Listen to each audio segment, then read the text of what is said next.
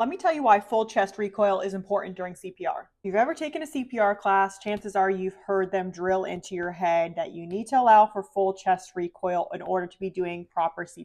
The reason why that we want to do this is because full chest recoil allows for the blood to refill the heart, and then when you're compressing back down, that blood is pushed throughout the patient's body. And if you're not allowing for that full chest recoil, then the heart isn't able to adequately fill between each compression, and essentially you're not doing effective CPR. I'm going to demonstrate what this looks like on my daughter's unicorn. When you're performing CPR, you're going to be compressing down on the patient's chest, and you want to make sure that when you come up, that you fully allow the chest to return to its normal position before pushing back down again. What you don't want to see is the chest being pushed down, compressed down, and then not fully coming up, and you're just continue to compress, and you're kind of leaving that chest pushed in. Hopefully this is helpful in helping you understand the why behind full chest recoil and not just like, hey, you need to be doing it and just doing it because someone told you to. Let me know if you have any questions. I'm happy to talk more.